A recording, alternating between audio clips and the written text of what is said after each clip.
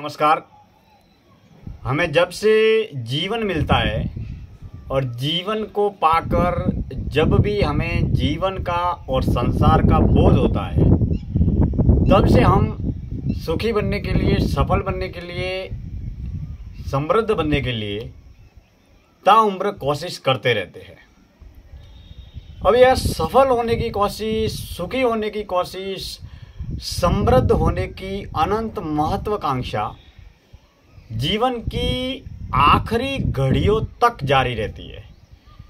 जब तक शरीर में शक्ति होती है और जब तक समय होता है, तब तक हम ताउम्र अपनी शक्ति, सामर्थ्य और तन, मन, धन, जन्म, जीवन, समय, समर्पण सब कुछ लगाकर हम अपने आप को सुखी बनाना चाहते हैं, सफल बनाना चाहते हैं। अब जो पाने में, जुटाने में, जो सफल होने में, सुखी होने में हमने जब ताउम्र पूरा जन्म और जीवन लगा दिया, तो फिर जीवन की आखिरी अवधि में, बुढ़ापे में लोग इतने दुखी क्यों होते हैं?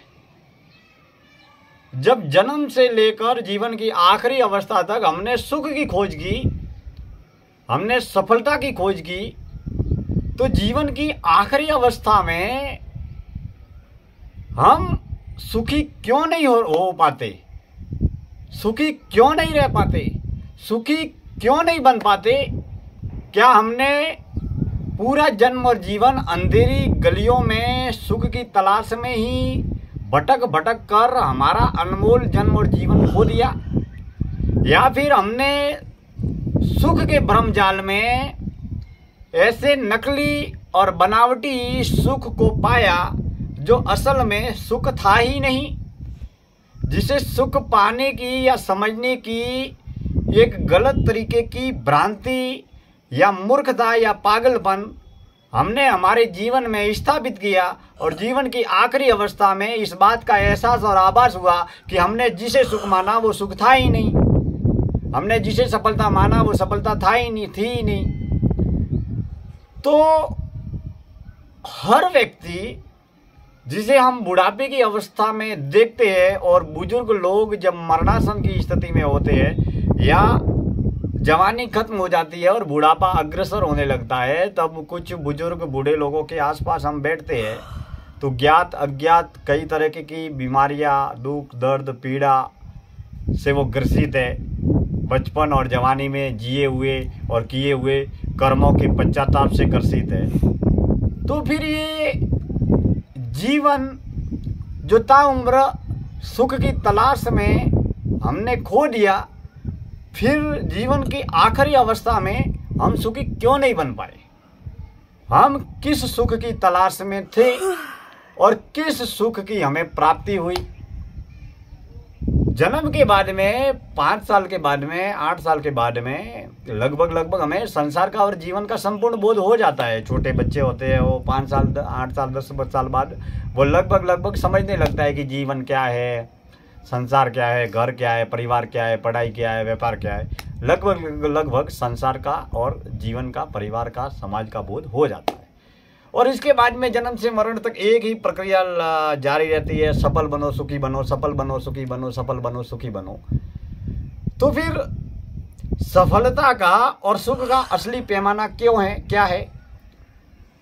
अब जीवन की आखिरी अवस्था में जब हमें विशेष रूप से आनंदित, सुखी, सफल और अंदर से बेहद प्रफुल्लित और आत्म आनंद और आत्म शांति की अवस्था में रहना और जीना चाहिए, वहाँ व्यक्ति बीमारियों से ग्रसित होता है और बीमारियों और व्यक्ति और पदार्थ से जुड़े हुए दुख दर्दों की पीड़ाओं से इतना ग्रसित होता है कि वह व्यक्ति ताउम्र अपना जीवन डर, भय और चिंता में ही नष्ट कर देता है।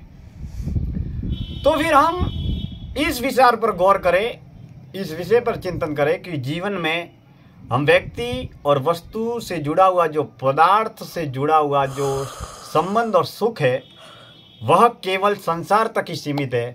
लेकिन जो हमारी आत्मा का आत्मानंद है वो अंदर है।